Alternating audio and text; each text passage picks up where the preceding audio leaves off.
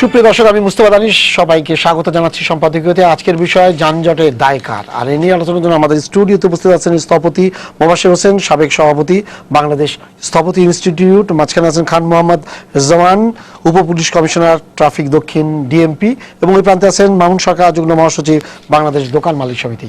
তবে আলোচনা শুরুর আগেই চলুন দেখে নিই এখনকার প্রধান সংবাদগুলো। সারা দেশে বিশেষ অভিযানে হয়রানিমূলকভাবে গ্রেফতারের অভিযোগ, জনমনের স্বস্তি আনতে এই অভিযান বলছে পুলিশ, সতর্ক হওয়ার পরামর্শ আইন বিশেষজ্ঞদের।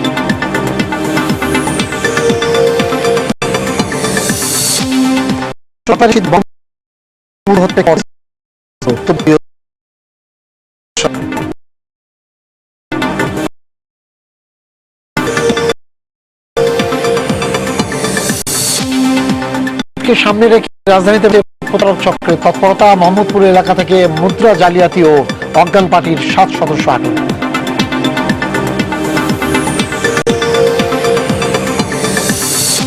নিয়মিত বাজার মনিটরিং এর পরও রমজানের নিয়ন্ত্রণে রাখা যাচ্ছে না নিত্যপণ্যের দাম ও ভেজাল খাদ্য।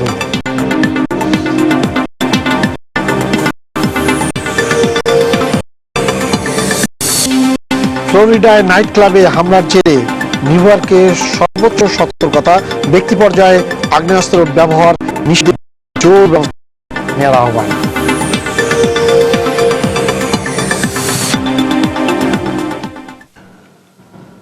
স্থপতি হিসাবে আপনাকে মোবাশ্বের ভাই, আপনার উপর দিয়ে করতে চাই। প্রথমে প্রতি বছর আপনার সাথে এই বিষয়গুলো নিয়ে রেগুলার আমাদের আলোচনা হয়।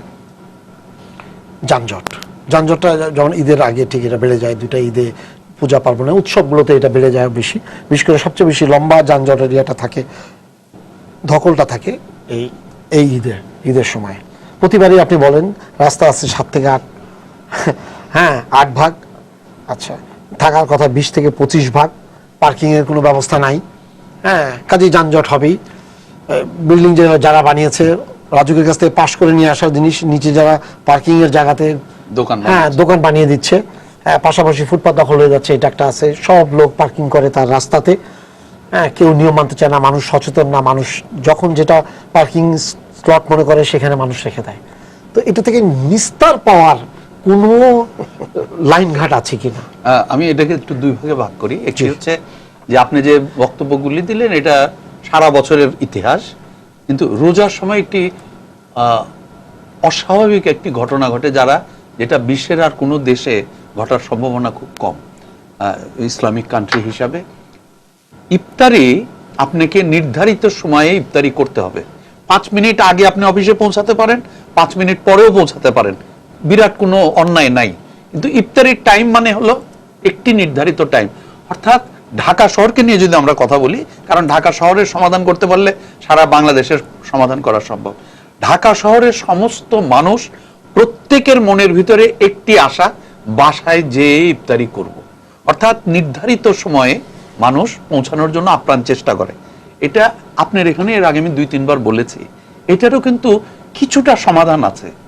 আমরা যদি ভোর 7টা থেকে অফিস আরম্ভ করি, 2টা থেকে ছুটি দেওয়া আরম্ভ করি, ছুটি দিতে দিতে 4টা পর্যন্ত ছুটি দেই, আপনি নিজেই চিন্তা করেন যে এই লোডটা কত কমানো সম্ভব।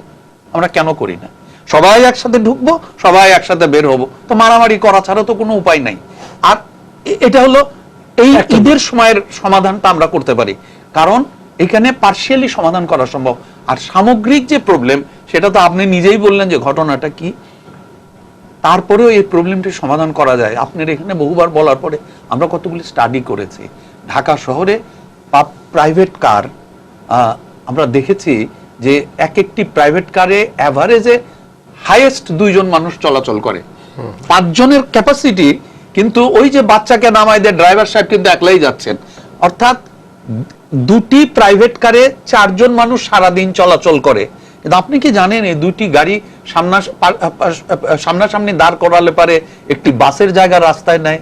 একটি বাসে সর্বনিম্ন হলো 50 জন, ডবল ডেকার হলে পারে 80 জন।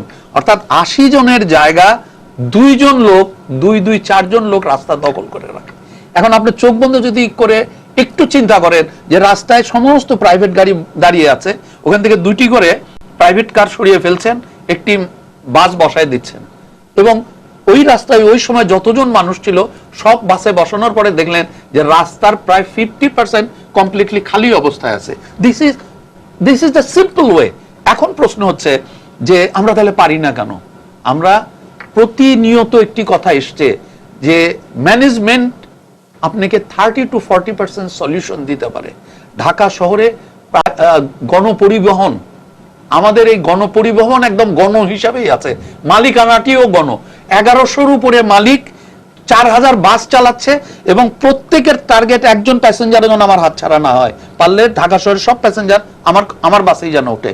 ফলে পৃথিবীর ইতিহাসে, আমি আবারও বলছি, পৃথিবীর ইতিহাসে একটি দেশ আপনি খুঁজে দেখাতে পারবেন না যে শহরে প্রধানমন্ত্রী বসবাস করে, রাষ্ট্রপতি বসবাস করে, প্রধান বিচারপতি বসবাস করে, পুলিশের সবচেয়ে বড় কর্মকর্তা বসবাস করে, সেই শহরের গণপরিবহনের চামড়া নাই, মাংস নাই, হাড্ডি নাই, বহাল তবিয়তে ঢাকা শহরে চলাফেরা করছে।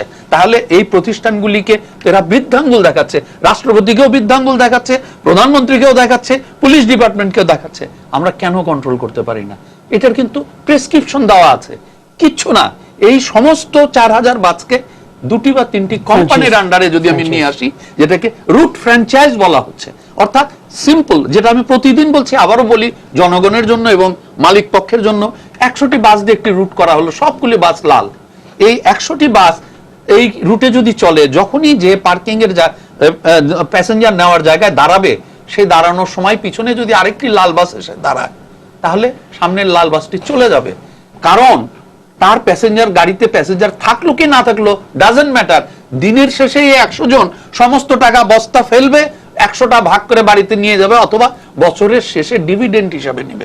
তাহলে আপনি চিন্তা করেন, এই যে একটি বাস দাঁড়ানোর পরে প্রতিনিয়ত আমরা দেখতে পাই পিছনের 6টি বাস এসে পুরো রাস্তা বন্ধ করে দিয়ে বসে আছে। আর যখনই আপনার নির্ধারিত সময়ে বাস চলাচল করবে, সাথে সাথে মানুষ তার প্রাইভেট গাড়ি হলিডে ছাড়া আর কখনো ব্যবহার করবে না। কারণ প্রাইভেট গাড়ি ব্যবহার করার অনেকগুলি অসুবিধা আছে। গাড়িটি কোথায় পার্ক করব, গাড়িটি কিভাবে রক্ষা করব, গাড়িটি বাসায় ঠিক মতো পৌঁছাবে কিনা। ঢাকা শহরে আমরা আরেকটি জিনিস যাচাই করে দেখেছি, সেটি আরো দুর্বিষহ একটা জিনিস। ঢাকা শহরের প্রায় 50 থেকে 60% প্রাইভেট গাড়ির মালিক শুধুমাত্র তার সন্তানদেরকে স্কুলে পৌঁছানোর জন্য কেনে সিকিউরিটি রিজনে। অর্থাৎ আপনি সমস্ত সুযোগ সুবিধা দিবেন, রাস্তাঘাট করবেন, ফুটপাত করবেন, সাথে যদি আপনি 100% সিকিউরিটি না দিতে পারেন, নিশ্চিন্ত মনে আপনার সন্তানকে বাসে তুলে দিতে না পারেন, তাহলে কিন্তু কোনো পারপাস সার্ভ করবে না। অর্থাৎ এই যানজটের management at the same time 100% security. এখন আসেন যে শুধুমাত্র আমরা ঢাকায় এটা করলে কোনোদিন কি হবে? হবে না। জাতির পিতা বঙ্গবন্ধুর সাথে আমার দেখা করার সৌভাগ্য হয়েছিল। উনি আমরা তখন নিয়ম পিঠে থাবা দিয়ে বলছে, বাবারা শুধু ঢাকা নিয়ে প্ল্যানিং করো না, সমগ্র বাংলাদেশ নিয়ে করো। আমরা 40 বছরে কি সারা বাংলাদেশ নিয়ে কোনো প্ল্যানিং করেছি? আর এই জায়গায় আমি রেজমান সাহেবকে বলবো যে আপনারা মানে পুলিশ বিভাগ থেকে মানে রোজা শুরুর আগে বলা হলো যে এবার সিস্টেমটাকে আমরা চেষ্টা করবো যেন না হয় এটার জন্য। কিন্তু উনি যেটা বলেন যে একসঙ্গে অনেক লোক বেরিয়ে আসে, কি সময় যেতে হয়, এই ওয়ার্কআউট হতে পারে। কিন্তু আপনার কি মনে হয় যে ঢাকা শহরে যে 9 লাখ গাড়ি আছে, এটা কি আপনার মনে হয় যে না এর বাইরে গাড়ি চলে আসে? কি কারণে? মনে করেন যে একসঙ্গে বেরোচ্ছে, ঠিক আছে, গাড়িগুলো তো ওগুলোই প্রতিদিনই কিন্তু এই গাড়িগুলো যাচ্ছে, যে গাড়ি নিয়মিত গাড়ি আছে, এর মধ্যে 2 থেকে 2.5 লাখ মানে প্রাইভেট কার আছে। বাসের সংখ্যা ফ্র্যাঞ্চাইজিতে একদমই কম, 20-22 হাজারের মধ্যে হয়তো আপনার হলো মিনি বাস আছে। তারপরে দানেশ ভাই আপনাকে ইন্টারাপ্ট করি, এই বাসের ভিতরে জনগণের বাস না, আমি বলতেছি জনগণের বাস মানে বিআরটিসির বাস দেখতে পাবেন সেক্রেটারিয়েটের সামনে সকালবেলা আর বিকালবেলা ডিউটির জন্য 18টি গাড়ি জনগণের বাস দাঁড়িয়ে আছে। এর চেয়ে দুঃখজনক, লজ্জাজনক আর কিছু পৃথিবীতে আছে বলে আমার জানা নাই। এখন এরকম একটা অবস্থা থেকে আপনারা কিন্তু বারবার প্রতিবার আপনাদেরকে মেজারমেন্ট নিতে হয়, সবকিছু আপনারা করছেন, কিন্তু আলটিমেট হচ্ছে মানুষ কিন্তু অন্য কিছু বুঝতে চায় না, মানুষ ধরে নেয় ট্রাফিক ডিপার্টমেন্ট ফেল। এইটা মানে এই যে পুরো জিনিসটা চলে যাচ্ছে, কোনো কেউ কিন্তু আর বলছে না যে পার্কিং করছে, সে বলছে না, কারণ সে নিজেই সুবিধা নিচ্ছে ওইখানে, কিন্তু সে বলছে না যে এটা আমার কারণে সে ভাবছে। কিন্তু শেষ পর্যন্ত দায়িত্বগুলো পুরোটাই, কারণ পুলিশ তো বললো যে এবার যানজট হবে না, পুলিশ যানজট, তার মানে পুলিশ দায়িত্ব পালন করতে পারছে না। আপনি না, আমরা আসলে কখনোই বলিনি যে এবার যানজট হবে না। এই যে বললেন যে জনগণ সমস্ত দায় দায়িত্ব ট্রাফিক পুলিশকে বলছে যে ব্যর্থ, জি। আমি এর উল্টা আসলে সিদ্ধান্তে উপনীত হতে চাই, সেটা হলো জনগণ ব্যর্থ। জি। কারণ জনগণ কিভাবে ব্যর্থ? জনগণ উপলব্ধি করতে ব্যর্থ যে কেন এই যানজট হচ্ছে। আপনার ট্রাফিক পুলিশ কাজ করে হচ্ছে মানে আমরা যদি বলি যে পুলিশের কাজ কি, পুলিশের কাজ হচ্ছে ল এনফোর্সমেন্ট করা। ট্রাফিক পুলিশ ঢাকা শহরে যে ট্রাফিক পুলিশ ডিপার্টমেন্ট আছে তাদের কাজ কি? তাদের কাজ হচ্ছে মোটরযান আইনের প্রয়োগ করা। একজন লোক হেলমেট ছাড়া যাচ্ছে, একজন সিট বেল্ট না বেঁধে যাচ্ছে, একজন মোটরসাইকেলে 3 জন যাত্রী যাচ্ছে, বা গাড়ির রেজিস্ট্রেশন নেই অথবা ইন্স্যুরেন্স সার্টিফিকেট নেই, এই জাতীয় যে বিধিবিধান আছে সেগুলোর প্রয়োগ করা হচ্ছে ট্রাফিক পুলিশের কাজ। তো এই বিষয়গুলোর সাথে যানজটের কোনো সম্পর্ক নেই। এই বিষয়গুলোর সাথে কিসের সম্পর্ক? এইগুলোর সাথে হচ্ছে ব্যক্তির সেফটি সিকিউরিটির সম্পর্ক। আপনার হেলমেট না পরলে অ্যাক্সিডেন্ট করলে তার মাথা ক্ষতিগ্রস্ত হয়ে যাবে, সে জাতির জন্য বার্ডেন হয়ে যাবে। এই জন্য তাকে এটা অনুৎসাহিত করা হচ্ছে যে তুমি হেলমেট না পরে মোটরসাইকেল ড্রাইভ করো না। আপনার একজন সিট বেল্ট না বেঁধে গাড়ি চালাচ্ছে, ট্রাফিক পুলিশ তাকে একটা প্রসিকিউশন দিয়ে দিচ্ছে। এর সাথে ব্যক্তির সেফটি সিকিউরিটির প্রশ্ন, যে অ্যাক্সিডেন্ট হলে সে সিটকে পড়ে যাবে, সে আহত বা নিহত হতে পারে, সে জাতির জন্য বার্ডেন হয়ে যেতে পারে।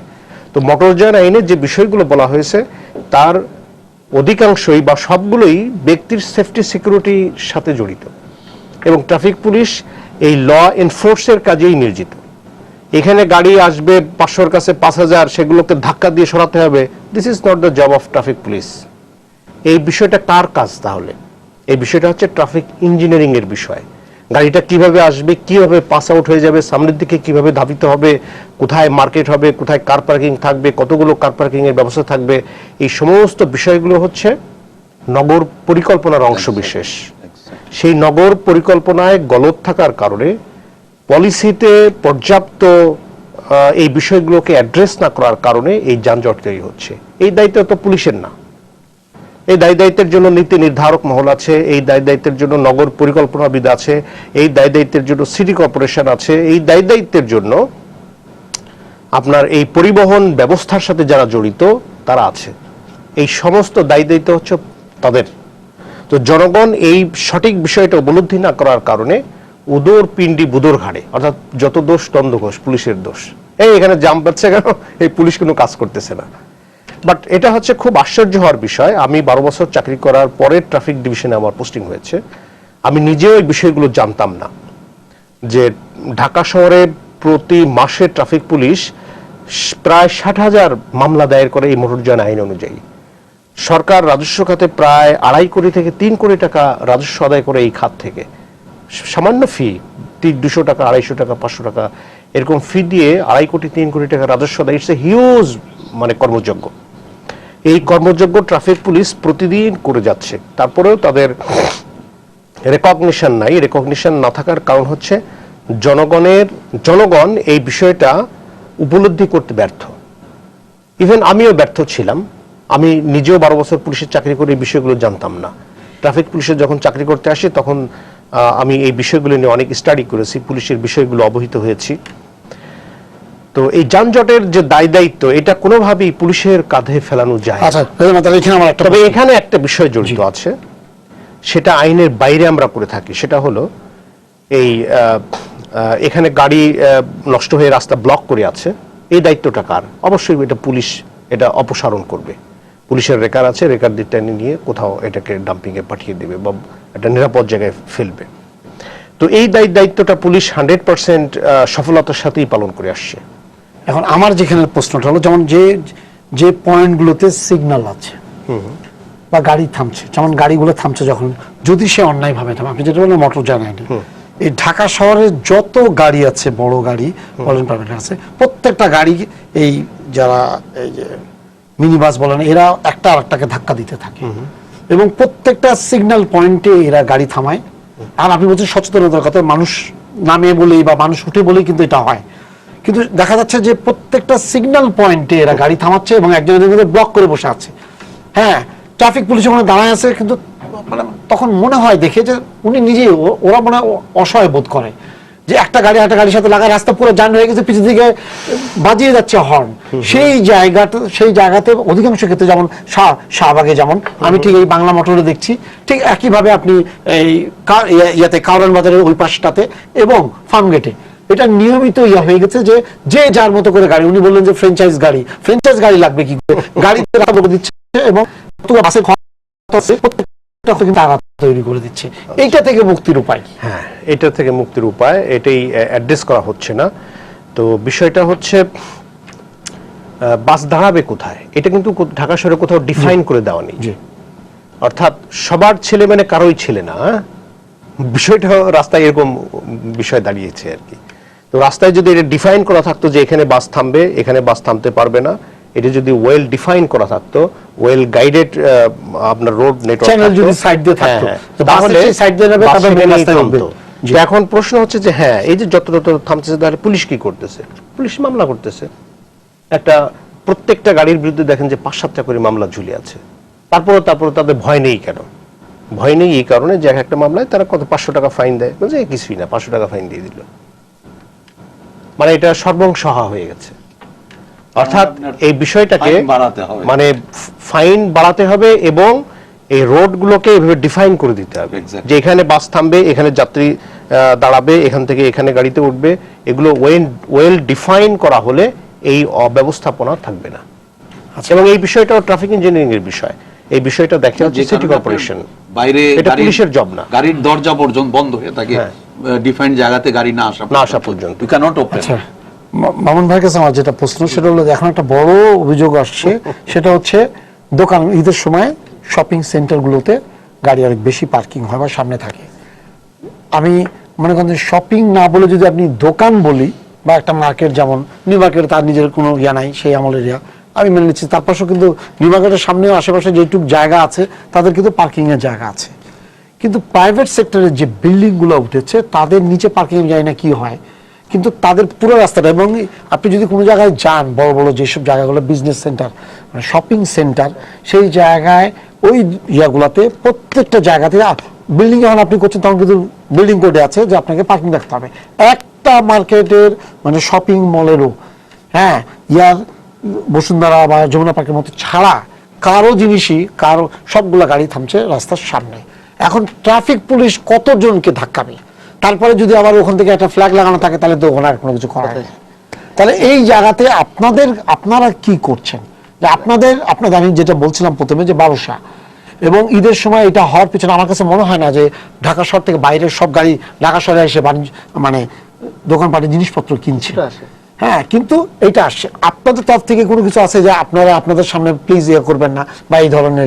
এখন দেখেন, যখন এই যে রোজার ঈদ বা কুরবানির ঈদ আসে, আসলে আমরা ট্রাফিক ডিপার্টমেন্টের সাথে একটা আলোচনায় বসি, ব্যবসায়ীদের প্রতিটি মার্কেটে কমিটি আছে, আমাদের মধ্যে কিন্তু একটা আলোচনা হয়।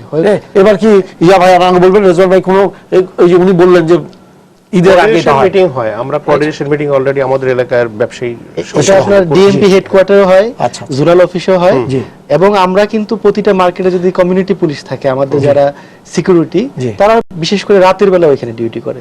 বাট যখনই এরকম উৎসব আসে, পূজা বা ঈদ, তখন আমরা কিন্তু কমিউনিটি পুলিশের সংখ্যা বাড়াই এবং আমরা চেষ্টা করি যাতে, আমরা কিন্তু চাই না যে রাস্তায় জ্যামটা হোক, কারণ রাস্তায় জ্যাম হলে কিন্তু আমরা বেশি ক্ষতিগ্রস্ত। এখন বলেন কিভাবে আমরা বেশি ক্ষতিগ্রস্ত? ব্যবসায়ীরা, কারণ আমাদের কিন্তু ব্যবসার জন্য এই ঈদ পূজা এগুলোই কিন্তু মেইন, সারা সিজন কিন্তু আমরা ব্যবসা করতে পারি না। আমরা কিন্তু টার্গেট করি যে আমরা এবার রোজার মধ্যে 1 কোটি টাকা একটা দোকান প্রফিট করবে, 11 মাস কিন্তু এই প্রফিট দিয়ে চলবে। তো এখন যেই ভদ্রলোক মতিঝিল থেকে অফিস শেষ করে, সে আমি থাকি উত্তরাতে যাবে, সে কিন্তু এখানে অফিস 5টার সময় শেষ করে বাসায় যেতে তার 8টা বাজে, 9টায় মার্কেট বন্ধ, দেখা গেল তার শপিং আজকে ক্যান্সেল। তার মানে ক্ষতিগ্রস্ত হলাম আমরা কিন্তু চাই যে রাস্তাঘাট পরিষ্কার থাকবে, যানজট থাকবে না, এবং আমরা যাতে প্রতিটা মার্কেটের নিচে যাতে পার্কিং থাকে। আমরা কিন্তু সবসময় মার্কেট কিন্তু দোকানদার কিন্তু মার্কেটের মালিক না, আপনাকে এখানে আসতে হবে যে মার্কেটের মালিক কিন্তু একটা কর্তৃপক্ষ। এবং আমরা বারবার রাজুককে বলেছি যে একটা সময় ছিল যে পার্কিংটা কিন্তু আসলে কারো মাথা ছিল না। আপনি দেখেন যে নিউ মার্কেট বললেন, বা যেমন আমাদের উত্তরাতে মার্কেট, ইভেন আমাদের উত্তরাতে যে রাজলক্ষ্মী মার্কেট, সেখানে কিন্তু সেই সময় মার্কেটের নিচে পার্কিং এর প্ল্যান Basement ছিল ছিল না। না। জি। এখন যে মার্কেটগুলো হচ্ছে সেগুলো কিন্তু 100% মার্কেটের নিচে পার্কিং ইনশিওর করে কিন্তু মার্কেট করতে হচ্ছে। Plan pass করা। তারপরেও কিন্তু দেখেন না, কিন্তু হচ্ছে ওই না। জায়গাগুলোতে কিন্তু বেশি হ্যাঁ, হচ্ছে। আমরা মানে কিন্তু ওরা বেশি ক্ষতি করছে। ক্ষতি করছে এবং আমরাও কিন্তু হতাশ যে মার্কেটের পার্কিং এর মধ্যে দেখা গেল যে একটা শপিং মল, সেটার ব্যবস্থা কে নিবে? তার যথার্থ কর্তৃপক্ষ হলো রাজুক। রাজুক কিন্তু ইচ্ছা করলে এটা ম্যাটার অফ একটা লেটার দিলেই চলে যে তোমার এই পার্কিং যদি তুমি ইনশিওর না করো তোমার বরাদ্দ বাতিল হয়ে যাবে। আমার মনে হয় এটা সলভ করা ভেরি ইজি। বাট দেখেন আমরা এই লাস্ট 10 ইয়ার্স ধরে কিন্তু আমাদের বা 20 ইয়ার্স থেকে আমাদের যে গাড়ির চাপটা। সংখ্যা বাড়ছে বা চাপ চাপটা। বাড়ছে, জি। এই জন্যই কিন্তু এই সমস্যাগুলো হচ্ছে। এবং আমি আরেকটা জিনিস বলতে চাই, আমাদের মুফাসসির ভাই যেটা বলেছে, আমরা দেখেছি বিশ্বের অনেক দেশেই যে রোড ওয়াইজ সেন্ট্রাল বাস ব্যবস্থা থাকে এবং একটা কালার, মনে করেন মিরপুর রোডে একটা ইয়েলো কার্ড দিয়ে দিল, উত্তরা রোডে একটা রেড দিল, মোহাম্মদপুর আরেকটা কালার দিল। তাতে হয় কি, আজকে আমি আসার পথে দেখলাম বাসে বাসে যে প্রতিযোগিতা, ধাক্কা এই লাগছে। কারণে কিন্তু দুর্ঘটনা বেশি এবং ঘটতেছে। সাইড দিয়ে কিন্তু গাড়ির কাঁচ সামনে ভেঙে এবং যায়। একজন মাথা বের করেছে, আরেকজন পিছন বের করে রাখছে, মানে কিন্তু কাঁচ ভেঙে cross যায়। হয়ে আছে। এবং সাইডে যখন ক্রস করে যায় তখন হাতে লেগে এখন তো কাঁচ রাস্তা ভেঙে যায়। ফাঁকা, সবাই তারাবি নামাজ জি। পড়তেছে হয়তো বা, এখন ফাঁকা। তার মধ্যে কিন্তু অনেক জায়গায় জ্যাম লেগে আছে। তো শেষে এন্ডিং এ গিয়ে দেখলাম ঝামেলাটা কি, যে বাসের যে চালক ভাই তিনি তার বাসটাকে মানে তেরসা করে। রেক্সে করে রেখে দিয়েছে। এবং আমার যেটা কথা, আজকে রেজা ভাই এখানে আছেন, আমি আসলে অনেক দিন ধরে চিন্তা করছি যে আপনার যে আমাদের যে বাসের যে চালকদের যে লাইসেন্স দেওয়া হয়, এখানে দেওয়া হয় কারা দেয়? এটা সিটি কর্পোরেশন বিআরটিএ থেকে দেওয়া হয়, বাট ম্যানেজমেন্ট করতেছে কিন্তু ডিএমপির পুলিশ ট্রাফিক ডিপার্টমেন্টটা। তো এখন যে এখানে যে একটা গ্যাপ আছে, যারা আপনার লাইসেন্সগুলো পাচ্ছে, প্রাইভেট কার হোক আর বাস হোক, তাদের অনেকের প্র্যাকটিক্যাল পরীক্ষাই হয় না। Exactly. অনেকে আছে যে সে গাড়ি চালাতে পারে না, লাইসেন্সের মালিক হয়ে গেছে। হাউ ক্যান, কিভাবে সে একটা লাইসেন্সের মালিক হলো? আপনি বাইরের দেশে দেখবেন যে একটা ড্রাইভিং লাইসেন্স একটা আর্মসের লাইসেন্স থেকে বেশি ডেঞ্জারাস। আমাদের দেশে একটা লাইসেন্স দিতে গেলে আর্মসের অনেক পরীক্ষা নিরীক্ষা হয়, কিন্তু একটা গাড়ির লাইসেন্স দিতে গেলে ওয়ান টু ম্যাটার, যে কোনো ভাবে হয়ে যায়। এইখানে সরকারকে এবং যথাযথ কর্তৃপক্ষকে আরো বেশি স্ট্রং হতে হবে, যাতে ড্রাইভিং লাইসেন্স সচরাচর কেউ না পায়, যারা চালক তারাই লাইসেন্স পাবে।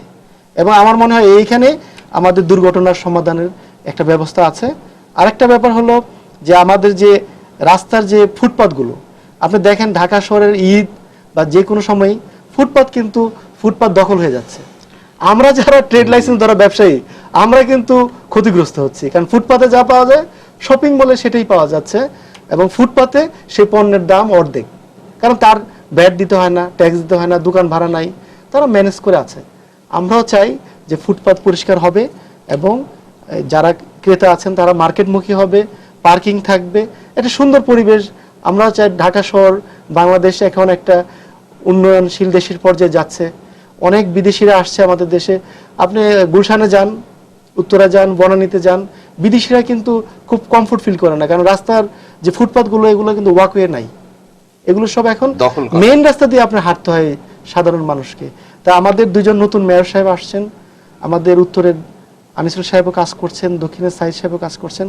আমার বিশ্বাস যে খুব শীঘ্রই একটা পরিকল্পিত নগরায়ন যেভাবে হয়, মুফাসসির ভাই আছেন, ওনারা। আমি আপনার বিশ্বাসটাকে শ্রদ্ধা করছি, কিন্তু এই বিশ্বাসটা উনি এত বছর ধরে করছেন, ওনার উপরে রাখবো। আমি একটা ফোন আছে, দর্শক আপনার পরিচয় দিয়ে প্রশ্ন করুন। দর্শক, জি আসসালামু আলাইকুম। ওয়ালাইকুম আসসালাম। জি স্যার, আমার প্রশ্নটা হলো, মাননীয় মন্ত্রী মহোদয় যানজট নিরসনের জন্য অনেক পদক্ষেপ নিয়েছেন, কিন্তু কার্যকর হচ্ছে না কেন? আচ্ছা, ঠিক আছে। উনি যে কথাগুলো বললেন যে দুইজন মেয়র আসছেন, এটা করবেন, 1 বছর পূর্তি হয়ে গেছে, হ্যাঁ, কিন্তু আলটিমেটলি যেটা হচ্ছে সেটা কিন্তু আমরা ওইদিকেই যাচ্ছি, যে আমি শুনলাম কিন্তু আমি কিছু করতে পারবো না। আমি দুটা ভাগে করি। ভাই যে কথাটি বলেছে, actually traffic engineering is one of the most important thing. আমরা ওই দেখেন এক সময় ডাক্তার মানে একটা ডাক্তার সব ট্রিটমেন্ট করতে, এখন কি আপনি ব্রেন অপারেশনের জন্য মেডিসিনের ডাক্তারের কাছে যাবেন? আপনার হার্টের জন্য কি যাবেন? এই জিনিসটা কিন্তু আমাদের হৃদয়ঙ্গম করতে হবে। আগে ঢাকা শহরে 10টা গাড়ি চলতো, 20টা গাড়ি চলতো, এখন 10,000 গাড়ি চলে। সো সিস্টেম অটোমেটিক্যালি চেঞ্জ হয়ে গেছে এবং বিশ্ব উন্নত একটা অবস্থায় চলে গেছে। আমরা সেই জায়গায় পৌঁছাতে পারিনি অনেকগুলি কারণে। যে কথাটা ওনার কথা ধরে আমি বলি যে সমস্ত কিছু করে দেওয়ার মতন মানুষ কিন্তু বাংলাদেশে আছে, প্রবলেমটা হচ্ছে নীতি নির্ধারক এবং এক্সিকিউশন করা। এখন প্রথমেই ওনার কথাতে চাই, উনি বলেছেন যে লাইসেন্স যেন কঠোরভাবে দেওয়া হয়। আমার সবচেয়ে পাওয়ারফুল মন্ত্রী পাবলিকলি বলেছেন যে গরু ছাগল চিনতে পারে তাকে যেন লাইসেন্স দেওয়া হয়। বাংলাদেশের সবচেয়ে পাওয়ারফুল মন্ত্রী ওপেনলি এই কথাটি বলেছেন, শ্রমিক নেতা। তাহলে ওনারা কাকে লাইসেন্স দেবেন বা বিআরটিএ কাকে লাইসেন্স দেবেন? এবং এটার প্রতিবাদ বা ওনার চাকরিও যায় নাই, ওনার মন্ত্রিত্বও যায় নাই, এবং ওনার পুলিশের কাছে ক্ষমাও চাইতে হয় নাই। যদি এই অবস্থা হয় তাহলে এইখানে আপনি বুঝতে পারতেছেন যে লাইসেন্সটা কার কাছে যাচ্ছে। এখন আসেন যে এই করে মানে 12-13 লাখ লাইসেন্স মানে ইস্যু করে দেওয়া হয়েছিল। এটা আসলে কথার কথা বলছে যে গরু ছাগল না, whatever এটা আসলে শুনেন, ডিরেকশন না, শুনেন, এটা কোনো ডিরেকশন না। যখন এই কথা বলবে বলে দিয়েছে গরু ছাগল চিনলে লাইসেন্স দিয়ে দিতে। আমাদের তো আরেকজন মন্ত্রী আছেন ওবায়দুল কাদের সাহেব, তিনি বলেছেন যে লাইসেন্স দেওয়ার ব্যাপারে শতভাগ সৎ হতে হবে এবং বিআরটি যারা বলছেন ওনার আন্ডারে তো ডিপার্টমেন্ট, আপনি আমাকে বলেন ওনার আন্ডারে ডিপার্টমেন্ট এই কাজটা করছে। আপনি যখন বললেন, যখন মনে করেন যে একটা গরিব লোক যখন কোনো কথা বলে তার কথাটা আপনি কতটুকু ধরবেন, একজন বড় লোক অথবা দায়িত্বপূর্ণ লোক যে কথাগুলো বলবে এগুলার প্রত্যেকটাই বুঝছেন হাদিসের মতো। কারণ এই কথাগুলোকে পরিবহন মন্ত্রী কিন্তু ডিপার্টমেন্ট বিআরটি এটা না, আমি কিন্তু না, কিন্তু বাংলাদেশকে অচল করার মতন ক্ষমতা উনি রাখেন। ব্যক্তিগত চেষ্টা করতেছেন বুঝতে হবে যে আপনি ড্রাইভিং লাইসেন্স কেন দিবেন না। ড্রাইভিং লাইসেন্সের দায়িত্ব কিন্তু অন্য কারো না, সড়ক পরিবহন মন্ত্রীর এবং ওনার আন্ডারে বিআরটি আছে। উনি যতই চেষ্টা করুক না কেন আরেক জায়গা থেকে যদি বলা হয় এই এতজন লোক আছে এই লাইসেন্স গুলো দিবে, এবং আমি নিশ্চিত ভাবে বলতে পারি এখানে যারা যারা গত 1 বছর আসছেন প্রত্যেকে এই কথাটা বলে গেছেন ভাই, যাদেরকে লাইসেন্স দেওয়া হয়েছে আমি মানে ওরা বলেছেন যে যেই সব লোকগুলো আমাদেরকে বাধ্য করা হয়েছে কেন। এই ব্যাপারেই তো আমাদের কঠিন হইতে হবে। এবং কে কঠিন হবে এটা আপনি আমাকে বলেন। আমরা কয়েকটা পদে পদে আলাপ করি, এরপরে যে আপনি পার্কিং এর কথা নামটা মেনশন না করে আমরা যে কথাগুলো বলছি যে এই জায়গাগুলোতে কাউকে ইয়া না করে। এখন আসেন রাজুকের যে দায়িত্বটি ছিল রাজুক সেটি পালন করেন, মাঝে মাঝে করে তো দেখি না এই ভাঙচুর করে। আমি আপনাকে এখন খুব ইন্টারেস্টিং কথা বলি। আমি একটি প্রকল্প করেছি শপিং সেন্টার, তার 2টি লেভেলে পার্কিং। প্রজেক্টটি হ্যান্ডওভার করার মাস 6 পরে যে দেখলাম যে একটি লেভেলে স্ল্যাব কেটে সিঁড়ি নামিয়ে এসকেলেটর নামিয়ে একটি পার্কিং এর পুরো ফ্লোর গুলিস্তানের দক্ষিণে আমি আপনার নাম বলতে না বলবেন না, আপনি কেন বলবেন? খদ্দর বাজারে যান, খদ্দর বাজারের এবং এক একটি দোকান বিক্রি হয়েছে কোটি টাকায়। তাহলে সেটি তো এখনো চলছে। আর আপনি যে রাজুকের ধরার কথা বলছেন, রাজুক কি বলেছে? কমার্শিয়াল এলাকায় কি বলে আবাসিক এলাকায় কমার্শিয়াল করা যাবে না। ঢাকা শহরে তো সবই তাই না। আমি তো আরো খারাপ ভাবে বলি, মাননীয় প্রধানমন্ত্রী দলীয় অফিসটি কোথায়? আবাসিক এলাকায়। কোন আইনে আছে? তাহলে তুলতে হলে প্রথমে মাননীয় আওয়ামী লীগের যে মেইন কার্যালয় কিন্তু ওইটা কিন্তু কোনো প্রধান কার্যালয় বলা হয় না, ওইটা 3 নম্বর অফিস। প্রধান শুনেন, এইখানে এটা কিন্তু একটা আনঅফিশিয়াল অফিস হয় না তো, এটা কোনো অফিসের আপনারা শুনেন এই যে তোষামত করতে যায় কত এইখানে একটা পার্টির যে অফিস সেটা কিন্তু বঙ্গবন্ধুতে আছে। আমার বাড়িতে আমি ডাক্তারি প্র্যাকটিস করতে পারি না, দ্যাট ইজ দ্য রাজুক ল। জিজ্ঞেস করেন উনি, অফ কোর্স। তাহলে উনি ওখানে বসতে পারেন না, যেখানে আশেপাশে বাসা আছে সেখানে উনি বসতে পারেন না। না না, এটা আপনি যেভাবে আজকে বললেন যে আমি আজকে না, আজকে গত 3 মাস ধরে এই কথা বলছি। এখানে কারো বসা আর বিজনেস করা দুইটা কিন্তু না, বিজনেস না তো। আমি বলি এখানে যারা যখন মনে করেন আপনারা আমার বাসাতে বসে চারিদিক থেকে লোক আসে, জি বিভিন্ন ধরনের যখন আসে, আপনি যখন আমি আমার বাসাটাকে ব্যবসায়িক ভাবে ব্যবসায়ী করতে হবে, ব্যবসা যে আপনি পাবলিক অডিয়েন্সকে আপনি ওখানে নিয়ে আসছেন, তার মানেই কিন্তু আরেকজনকে আপনি ক্ষতিগ্রস্ত। আপনি কি এটা দেখেছেন? আমাদের শেষ যে মন্ত্রিসভায় একটা গ্যাজেট বের হয়েছে, 6 মাসের মধ্যে সকল আবাসিক এলাকা বাণিজ্যিক প্রতিষ্ঠান বন্ধ করার জন্য সরকারিভাবে একটা গ্যাজেট প্রকাশ করা হয়েছে, এবং এটা অতি শীঘ্রই 6 মাস এখন হয় নাই, অনলি 1 মান্থ হয়েছে। এবং আমার বিশ্বাস যে এবার যে পরিকল্পনা নিয়েছেন এটা তো মাননীয় প্রধানমন্ত্রী এখানে আপনার দেখতে হবে আজকে বাস্তবতা দেখেন, আমরা যে লেভেল থেকে আজকের এই লেভেলে আসছি, আজকে কিন্তু আমরা মোটামুটি একটা সিস্টেমেটিক ওয়েতে আগাচ্ছি। আচ্ছা, আপনি আমাকে হঠাৎ করে কিন্তু আমরা এগিয়ে পারবেন না। ধানমন্ডি কি আবাসিক এলাকা?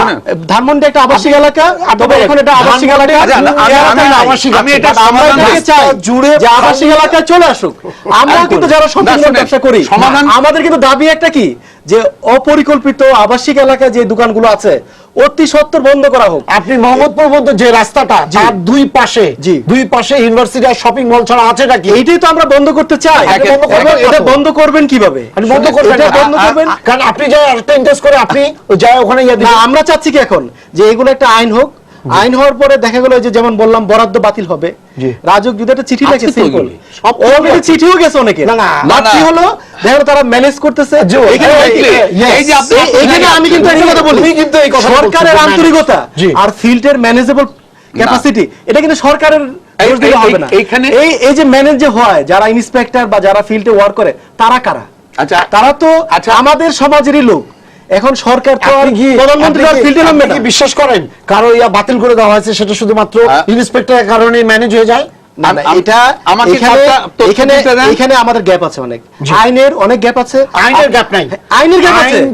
আপনি দেখেন অনেক অনেক অনেক বাড়ির মালিক তারা হাইকোর্টে রিট করে, তারা এইভাবে আইনগত ভাবে সবাই করে না, অনেকেই সবাই অনেক নজির আছে। কত পার্সেন্ট লিজহোল্ড হাউসে কেস করে কোনো সমাধান নাই, এটা টাইমিং টাইম পাস করতে পারে। আচ্ছা, আমাকে একটা কথা বলতে দিন মহসিন ভাই, ইয়ার জন্য একটা টেলিফোন আছে, আমরা দেখিনি উনি কি বলছেন। দর্শক, আপনার পরিচয় দিয়ে প্রশ্ন করুন।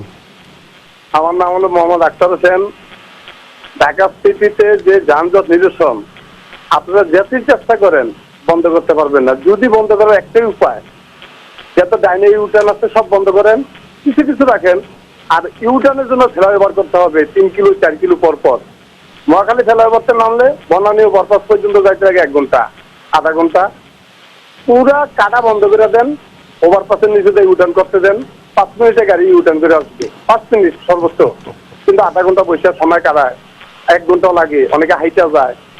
এখন পদক্ষেপ নিতে হবে, এই প্রশাসন কোন সরকার কোন কাউরে দুই লাভ নেই, নিজের আগে সচেতন হন। কিভাবে পরিকল্পনা করতে হবে দেশটা এই শহরটারে সৌন্দর্য করে ইউটার্ন দিয়ে সব বন্ধ করে 5 কিলো 3 কিলো 4 কিলো পর পর ইউটার্ন করতে হবে ফ্লাইওভারের। আর কোনো পথ নাই। ঠিক আছে, আপনাকে ধন্যবাদ। ইউটার্ন নিয়ে কথা বলেছেন উনি। না, আমি কয়েকটা তথ্য যেটা দিতে চাচ্ছি, যে আপনার আর্গুমেন্টের ব্যাপার না। আজকে যদি ধরেন রাজুকে এই তথ্যটা দেওয়ার সময় যদি প্রথমেই চিঠিটা আমার দলের অফিসে যেত এবং দল যদি বলতো যে হ্যাঁ আমরা আগামী 6 মাসের মধ্যে এই অফিস এখান থেকে সরাই নিচ্ছি, it would be extraordinary thing. কিন্তু আমরা এই করি না। আরো বাংলাদেশের প্রচুর মানুষ জানে না ঢাকা শহরে একটি গর্ত খুঁড়তে হলে রাজুকের অনুমতি নিতে হবে। অর্থাৎ আবাসিক এলাকায় আবাসিক কার্যক্রম করতে হবে, যদি না করতে হয় সেটার জন্য আইন পাস করতে হবে। এবং আপনি ওই যে বললেন প্রধানমন্ত্রী করে না, কিন্তু প্রধানমন্ত্রীকে দিয়ে কত অন্যায় কাজ করানো হয় তার একটা এক্সাম্পল আপনাকে আমি দেই। 2 প্রধানমন্ত্রী বিজেএমই ভবন, একজন ফাউন্ডেশন দিয়েছেন, একজন উদ্বোধন করেছেন। প্ল্যান আজকে পর্যন্ত হয় নাই, যেটা কোর্টে বাতিল হলো। 2 প্রধানমন্ত্রীর অফিসে কোন ব্যক্তিকে প্রধানমন্ত্রীকে বলেছে যে আপনি এখানে উদ্বোধন করতে যেন না, এটা আনঅথরাইজড বিল্ডিং। আর যদি মাননীয় প্রধানমন্ত্রী মনে করতেন যে বিজেএমই ভবনের ফাউন্ডেশন দেওয়া একান্ত প্রয়োজন, তাহলে মাঝরাত্রেও রাজুকের প্ল্যান পাস করানো সম্ভব ছিল। আমি এই জন্য এই কথাটি বলছি, কদিন আগে আমার নেত্রী বলেছেন, আমি একটু আমাকে বলতে দেন, নেত্রী বলেছেন আমি head of the government. Head of the গভর্নমেন্টের কাছে সব তথ্য আসে না। যদি আসতো তাহলে জাতির পিতাকে এভাবে নৃশংসভাবে হত্যার মধ্যে চলে যেতে হতো না। যিনি 300-400টি কু কন্ট্রোল করেছে সেই লোককেও মৃত্যুর বরণ করতে হতো না। 2টি জিনিস এই কারণে হয়। একটি হচ্ছে যে তাদেরকে সঠিক তথ্য বিভিন্ন ইনফরমেশন ডিপার্টমেন্ট থেকে দেওয়া হয়েছে, তারা এগুলি মানেন নাই। আরেকটি হচ্ছে তাদেরকে কিছু তথ্য দেওয়া হয়েছে, কিছু তথ্য দেওয়া হয় নাই। এই যে বিজেএমই ভবনের ঘটনার সাথে 2 প্রধানমন্ত্রী জড়িত, তাদের অফিসের যে ব্যক্তিগুলি তাদের 2 নেত্রীকে নিয়ে গেছেন, তাদের কি কোনো বিচার হয়েছে? তাদের ব্যাপারে কি কোনো ব্যবস্থা নেওয়া হয়েছে? এই জায়গাতে আমাদের একটা শর্ট কামিং রয়ে গেছে। এই জায়গাগুলিকে আমাদের এই অবস্থা থেকে বের হয়ে আসতে হবে। আমরা যদি বের হয়ে আসতে চাই আমাদেরকে ওপেন ডিসকাশনে চলে যেতে হবে। মহসিন ভাই, এখন আমি আরেকটা বলি আপনাকে, এই যে বিজেপির ভবনটা, এটা কিন্তু রাজনীতি অলরেডি, এটা আপনি হয়েছে যে এখন মামুন ভাই, ভাঙতে আমি হবে। বলি আপনাকে, এবং এই সরকার তার আগে আমলে যাওয়ার কিন্তু এটা রায় আগে হয়েছে। রেজওয়ান ভাইয়ের কাছে শুনেন, জানতে চাইবো একটা জিনিস। দুই ভাই। প্রধানমন্ত্রী এখানে ফাউন্ডেশন দিয়েছে অবৈধ ভবনের, এইটাকে আগে হাইলাইট করেন, তারপরে না না এই যে আপনি হাতির you ঝিল should be proud of the Kisan river. আমরা তো That is proud the ভাই যে point. আমাদের প্রধানমন্ত্রী যে হাতির ঝিল প্রকল্পটা হাতে নিয়েছে, আজকের কিন্তু এটা demand। প্রধানমন্ত্রীর কথা নিয়ে আমাদের আমাদের আমাদের না না প্রধানমন্ত্রী তো কোনো জায়গায় ভুল প্রধানমন্ত্রীকে বলেনি। এখানে আমার বলতেছেন সমস্যা উনি নেই কি- এখানে। উনি তো জানতেন না, হ্যাঁ, উনি যদি exactly, জানতেন তাহলে তো এটা তো তাই এখানে দেখতেন না তো। দেখতেন না। তাহলে যে জানে লোকগুলো জানে জানানো আজকে তো হয়নি। আমাদের প্রধানমন্ত্রী এটা স্টেপ নিয়েছে যে না সে যে শক্তিশালী সংগঠনই হোক না কেন, প্রধানমন্ত্রী একটা যদি এটা অন্যায় হয় আমি আপনাকে বলি, এটা কিন্তু স্পষ্ট ভাষায় শুনেন, বলেছে। শুনেন, না, আপনি মানছেন না তো আইন। স্পষ্ট ভাষায় হ্যাঁ, বলি, আপনি আমি নিয়ে আপনাকে নেন, বলি, মানছেন না। আমি আমার পাশে প্রধানমন্ত্রীকে আমি বলেছিলাম আমার প্রধানমন্ত্রী এই বিজেপি ভবনটি কিন্তু একটি অন্যায় কার্যক্রমের সাথে আপনারা দুই প্রধানমন্ত্রী কোনো না কোনো ভাবে জড়িত হয়েছেন। আমার সেই অনুষ্ঠানে লিখিত বক্তৃতা ফেলে দিয়ে মাননীয় প্রধানমন্ত্রী বলেছিলেন বিজেপি ভবন বাংলাদেশের বুকে বিস্ফোরণ। এটা প্রধানমন্ত্রী বলেছে। কিন্তু আমার অন্য জায়গায় অবশ্যই ভাই। তাদেরকে তথ্য দেওয়া হয় না। এখন একটা subject, উনি কিন্তু সবচেয়ে বড় সেটা হচ্ছে রেজন ভাই, আপনি বলেন এই জায়গা থেকে মুক্তি কোথায়, এই ট্রাফিক এই জায়গা থেকে কিভাবে, আপনি বলেন যে আপনি বললেন ট্রাফিক ইঞ্জিনিয়ারিং, উনি বললেন নগর পরিকল্পনা হিসাবে ফ্র্যাঞ্চাইজি হিসাবে সব জিনিস করে দেওয়া হয়েছে, কিন্তু এটা বাস্তবে এর Exactly. খোঁজ পাওয়া যায় না। উনি যেটা বললেন প্রধানমন্ত্রী সব জিনিস প্রধানমন্ত্রী পাবেন সম্ভব না। প্রধানমন্ত্রী আইন করে দিয়েছেন, তার লোক রেখেছেন, উনি তাদেরকে বলেছেন, তারপরে প্রধানমন্ত্রী নিজে হেঁটে গিয়ে বলতে না, হবে প্রধানমন্ত্রী তুমি এটা খাপ দিয়ে খেও না, এটা সম্ভব না। যে কাজে প্রধানমন্ত্রীর নামগুলো কেউ যদি বলে নেত্রী তার নামগুলো আসা উচিত না, তারপরে যে লোকগুলো আছে যাদেরকে ডিস্ট্রিবিউট করে দেওয়া হচ্ছে কাগজ, তারা সঠিকভাবে পালন করতে পারছে না বলেই আজকে সরকারের উপরে ব্লেম চলে আসে প্রধানমন্ত্রী। আমি অত বড় জায়গাতে যেতে চাই না, আমি খুব ছোট জায়গায় থাকতে চাই। সেটা হচ্ছে কেন যে এই যানজট থেকে মুক্তির উপায়টা কোন জায়গায়? আপনি তো বাইরে ছিলেন, আপনি কি ইয়ে ছিলেন? হ্যাঁ, আমি টোকিওতে ছিলাম। জি, আমি টোকিও তো একটা ভয়াবহ জায়গা, আপনি বলেন সেই জায়গায় কি সুন্দর চমৎকার বানানো হচ্ছে, আমাদের এখানে হয় না। ইভেন আফ্রিকারও অনেক দেশে ছিল। জি, আপনি বলেন। ইভেন আফ্রিকার অবস্থাও ঢাকার চেয়ে অনেক বাংলাদেশ বেশি। better। আপনি বলেন আফ্রিকা নিয়েই বলেন যে না, ওরা ওদের মতো করতে হলে আমাদের কি ওদের করতে হবে? ট্রাফিক সিস্টেম হ্যাঁ, always good। আপনি বলেন। দেখেন, আফ্রিকা আমরা তো বলি যে খুব অনুন্নত দেশ। জি। হ্যাঁ, সেখানে রাস্তায় চলতে গেলেও দেখবেন যে কোনো গাড়ি পথচারীকে দেখে হর্ন বাজাবে না।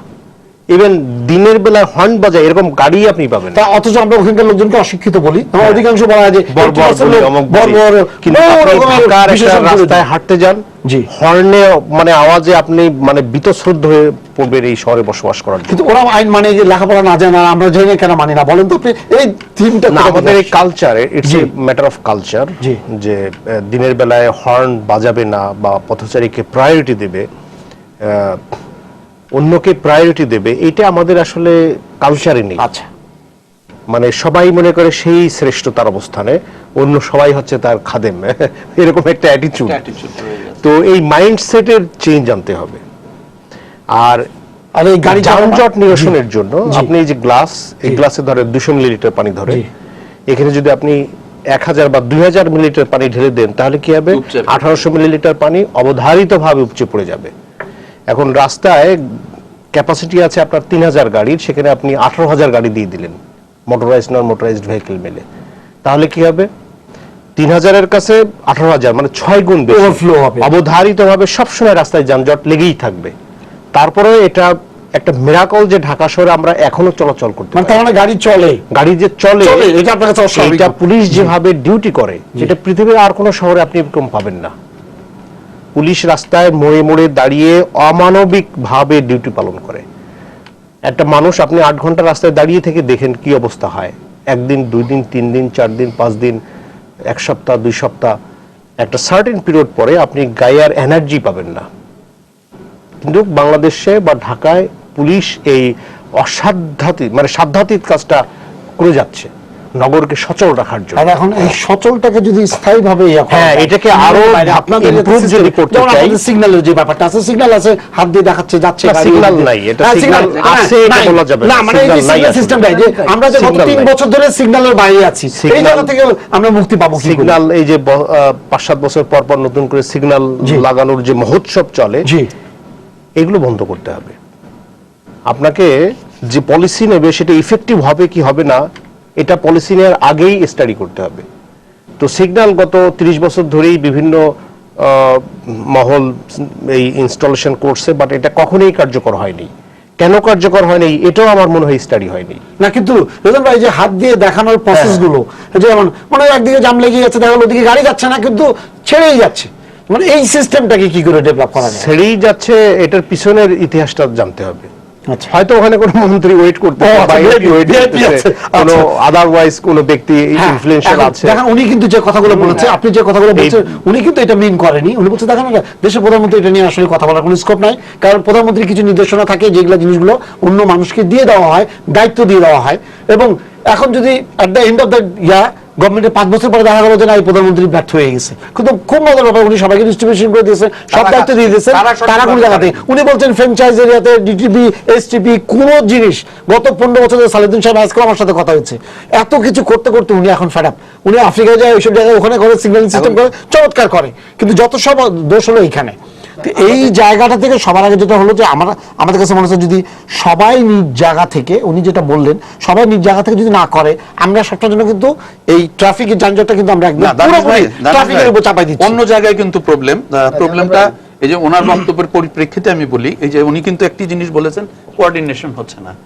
কেন কোঅর্ডিনেশন হচ্ছে না? এই যে সিগন্যাল কিনেছে সিটি কর্পোরেশন, যেখানে তার এই কি বলে সিগন্যালিং ইঞ্জিনিয়ারিং নাই, একটি টেন্ডারের মাধ্যমে এটা নিয়ে আসা হয়েছে, যেটা পুলিশ ডিপার্টমেন্টের সাথে আলাপই করা হয় নাই।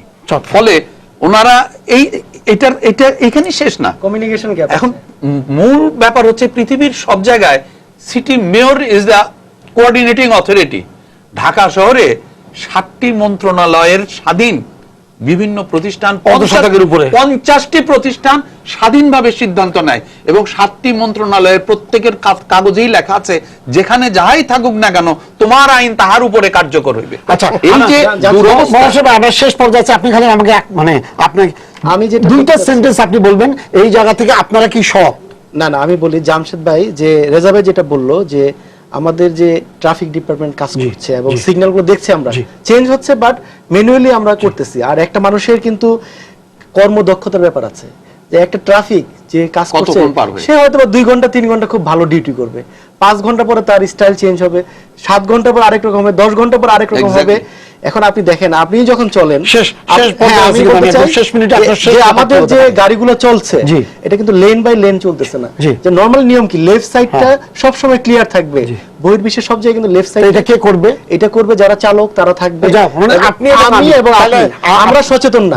আরেকটা কথা হলো যে আমাদের যে সিস্টেমটা, ট্রাফিক সিস্টেমটা, আপনার বহির্বিশ্বে একটা গিভ ওয়ে সিস্টেম আছে, যে রাইটে থাকবে তাকে আগে প্রায়োরিটি দিতে হবে, যে মেইন রোডে থাকবে সে আগে যাবে, সাব রাস্তায় যে পরে যাবে। বাট আমাদের কোন রাস্তা আছে? আমাদের যে বলছেন, আমাদের যে চ্যানেল বলছেন, গাড়ি রাখার জায়গা, রাস্তা বড় জিনিসই নাই, কিছু তো আছে। আমরা যদি একদম বলে দেই যে আমাদের সবই একই রকম, তাহলে তার আমাদের কোনো পরিকল্পনা হবে না। উনি কিন্তু তাই বলেছেন, আপনি বলেন বাস স্টপে বাসটা কোন জায়গায় থামবে, এটা তো আমাদের সিটি কর্পোরেশন নির্ধারণ করবে যে এটা বাস স্টপেজ, এটা ট্যাক্সি স্ট্যান্ড, এগুলো আমাদের ঠিক আছে। আমাদের সময় শেষ হয়ে গেছে, আমি একটা জিনিস বলি, এবার আমরা সিটি কর্পোরেশনের পরে যে অনুষ্ঠানে সিটি কর্পোরেশনের কাউকে ডাকবো, বলবো যে আপনারা ঠিক করবেন। আমি কি ওনার কথা অনুযায়ী যদি এটা হয় তাহলে সিটি কর্পোরেশন, ঠিক আছে, দেখা যাক আগামীতে সিটি কর্পোরেশন আমাদের জন্য কি জায়গা বেছে দেন। আপনাদেরকে ধন্যবাদ স্টুডিওতে আসার জন্য, সবাইকে শুভেচ্ছা জানিয়ে শেষ করছি আজকে সম্পাদকীয়। আগামীকাল আবারও দেখা হবে রাত 10টায়, দেখার আমন্ত্রণ রইল। শুভরাত্রি।